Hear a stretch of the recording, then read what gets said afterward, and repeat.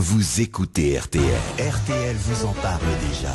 Rémi Sulman. 8h16, bonjour Rémi. Bonjour Yves, bonjour à tous. Alors ce matin Rémi, vous nous parlez déjà d'une révolution numérique qui pourrait nous permettre demain de nous passer des banques ou bien d'acheter une maison sans notaire, bref de faire sans ces intermédiaires. Cette énorme révolution qui pourrait bouleverser nos vies porte un nom, la blockchain. Oui, vous vous souvenez Yves de la première fois que vous avez entendu le mot Internet? Oui. Eh bien vous vous souviendrez de la première fois que vous avez entendu le mot blockchain, la chaîne de blocs en français.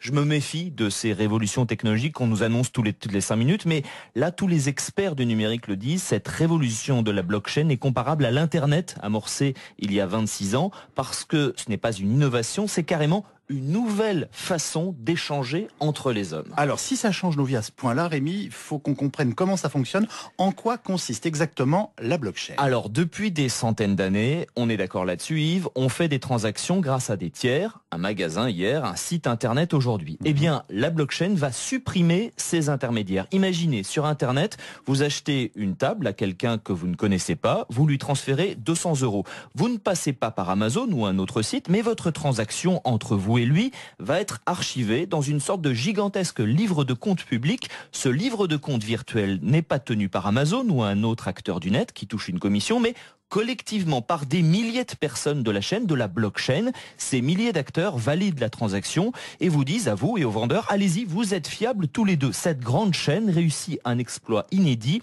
créer de la confiance entre deux inconnus sans intermédiaire. Mais attendez, si ce registre est public, n'importe quel petit malin peut en modifier les données. Alors non, aucun acteur ne détient ou n'a accès à la totalité de ce livre de compte. En fait, cette blockchain, c'est comme un immense puzzle qui est découpé, disséminé sur des milliers de serveurs. La preuve que vous avez payé ces 200 € contre une table reste dans la blockchain.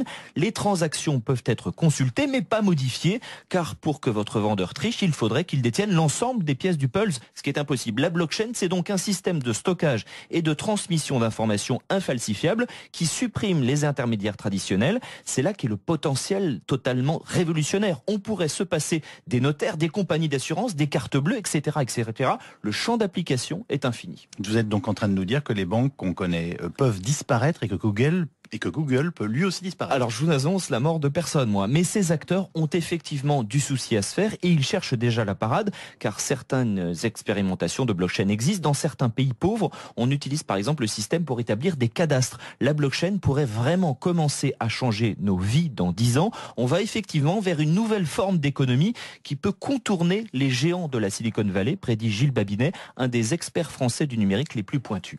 C'est la première fois où on a une technologie qui est, entre guillemets, anticapitaliste. C'est-à-dire, tout le monde est détenteur de la technologie et il n'y a plus d'hommes intermédiaires. C'est-à-dire que quand j'utilise Uber, j'enrichis Uber. J'enrichis pas uniquement le taxi qui me conduit.